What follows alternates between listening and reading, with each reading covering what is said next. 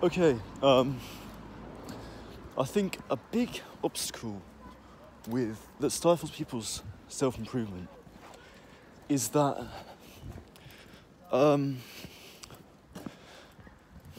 they're not prepared to carve out their own path in life. They're very much anyone's game. They'll just go along with what people want to do. And I'm one of these people myself. A lot less than I used to be. But even now, I'm 22 now. Made a lot of improvements to my life in the past 6 months. But I still really struggle to stick to my own path. To do my own thing. Get distracted doing things that other people want me to do that go against my own interests. So, to give you an example, probably the best example is, so at the moment I'm in North Macedonia, and I was in a hostel and I met some people and we went out to see the bazaar. So Macedonia is quite close to Turkey. There's quite a strong sort of culture of sort of markets and stuff like that. Anyway, we went to see it and we went out to some, we stopped off some bars on the way. Now, I've been doing Dry January for reasons, maybe we'll go into that in a later video. But, so I didn't want to drink. And it's been very easy for me not to drink during Dry January. Because I haven't felt the peer pressure. I haven't put myself in situations where I've been pressured to do so. Because I've kind of been doing my own thing a bit. I've not really been going out or socialising very much. So it's been very easy for me. But suddenly I was in a situation where I was expected to drink, and I broke my fast, as it were, and I had a couple of drinks, which is annoying. But I mean, as for the little cat.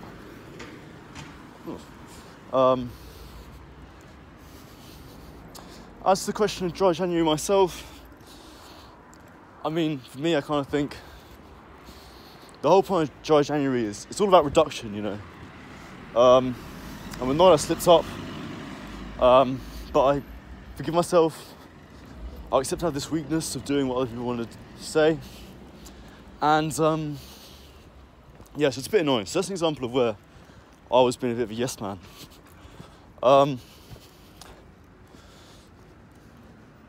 And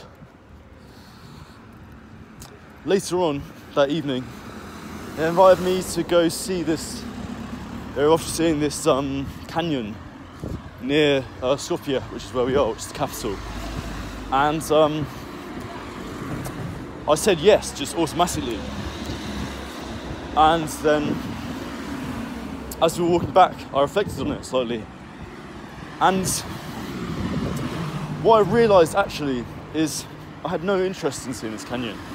I wasn't in Skopje to see that kind of stuff. I was here to see sort of gritty communist architecture. That's the thing I'm really interested in. That's the thing I've spent money and time to come and see. And so I said, you know what, actually, I'd love to come, but I can't. I've got some work to do, some stuff I want to see in the city. And they were like, yeah, sure, no worries, great, we'll go for a drink later or something.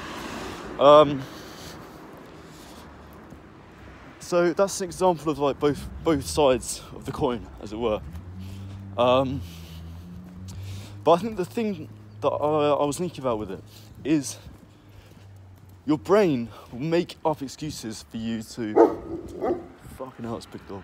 Your brain will make up excuses for you to go along with what other people want you to do very easily if you've gotten into the habit of saying yes to people. So, with the example of drinking, I went to this bar and the guy was saying someone in the hostel or on the walking tour or whatever had told them there's this really nice secret cocktail they only make in this bar, and it's a secret recipe and you would never get it anywhere else. And it's like, oh, I know I've said that I'm not drinking, but what an exciting opportunity this is, you know, when I'm never going to be able to taste this cocktail again. So therefore I can break my promise to myself to not drink. But then, which sounds like a compelling idea at the time, but then you get the drink, and I'm sorry, it was just like a Sex on the Beach, you know. Okay, maybe they put tequila in it instead of vodka, but there's a reason why you only get it in that bar in Skopje, and it's because it's not a very exciting drink, and no one really gives a shit. It's just a tourist, it's a way to sell it to tourists, right? And then when we went on to the other bar, I actually got a tonic water to begin with, and the guy said to me, oh, but there's a nice beer that you can only get here called the Skopsko. And I was like, oh, actually, I have seen that beer advertised. I'm quite interested in local lagers. So I gave that a try as well. I was like, I'm never going to have the chance to drink a Skopsko in England, so now's the perfect chance. I drank it, just tasted like a normal beer, you know. Nowhere near as exciting as I thought it would be. You know, if I knew how unexciting it was to drink that beer, it wouldn't have been worth breaking that promise to myself. So, that's the thing, guys. And then, I think what I should have said there is it was like, you know, great, there are these different drinks here, you know. Skopje is quite good for wines, and you know, that's a good reason why you should drink wine in Skopje. But, or like, Skopje has got beautiful scenery, therefore it's worth derailing your own plans to come see the scenery. But at the same time, it's like, great, but I haven't come to Skopje for the scenery.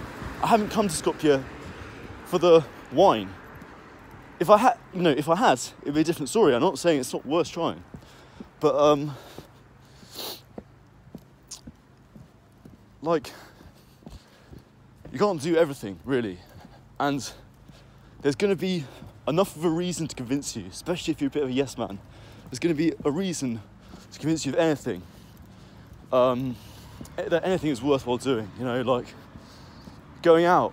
Let's say you're sort of got in a bit of a rush, just going out, spending all your money, getting really hungover. You realise it's a bit pointless. You realise there are other things you need to do if you want to live a fulfilled life. And then one of your friends comes up to you and says, "Oh no, come out," and you say, "Oh no, I need to work. I need to get good night's sleep," or whatever it is. And then they'll say to you, "Oh no, but," you know, and they'll give a reason that makes that night distinct from any other night you've had before. It'll be like, "Oh no, but so-and-so's coming out. Oh no, but we're going to go to this new club that we've never been to before. Oh no, it's the last time we're going to see," it's like, "Oh, it's a big event. It's the last time we're going to see you before Christmas. Oh, everyone's going out. All the other times, yeah, fair enough, don't come out, but this time, go out." It's very easy to sell that to people. People will find reasons and they'll just land you on it. But, so it's the same thing. But you have to realise that no matter how different this night out might appear to you, at the end of the day, is just the same as all the other shitty nights that you've been out on before. And you're gonna go out, you're gonna spend lots of money, you're gonna make a fool of yourself, and you're gonna waste the whole rest of the day because you're hungover. And the small differences that seem like a big deal at the time didn't matter. So that's my perspective on it. I want to do a few more videos on this. Oh, and one other thing is, I suppose the other thing that's difficult with being yes man is it's really, really difficult to say no.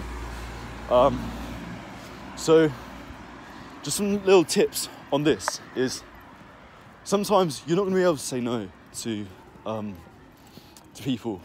You just, because you're working against 10, 12, 15, maybe even 20, 30 years of saying yes to everything. So it takes a long time to literally build the sort of neural circuits in your brain to say no. So it's not as simple as just automatically saying no. So I think it takes some time. But one thing you can do is, even if you're not able to say no, just be realistic with yourself and don't kid yourself. So if you say yes to something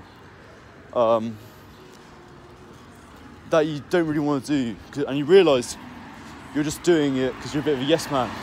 So let's say we use the example like someone forces you, convinces you to come out, and in your heart of hearts, you know you shouldn't really be going out, but you're a bit of a yes man, you say yes. It's like, that's fine. Admit that in yourself. Just go, okay, I'm going out. If I was more of a man, I would say no to this, but I'm working against many years of saying yes to stuff. So I'm gonna have to go out. And that just humbles you quite a lot. And it's much better than just saying, than just lying to yourself about why you're actually going out. And what you'll find is quite soon, you will, once you're being honest with yourself, you'll just naturally sort of, eventually you'll get to a point where you see so clearly the mistakes you're making that you will just, you won't even need to force yourself to say no. It'll just come much more naturally. But you have to be honest about yourself first. So there you go. I'm going to make a lot more videos about it because I think it's a really interesting topic. Like I say, something I feel I need to work on a lot still. Yeah, I'd like to do some videos about going a bit into depth about where this kind of stuff starts and everything else. So hopefully many more videos come with this.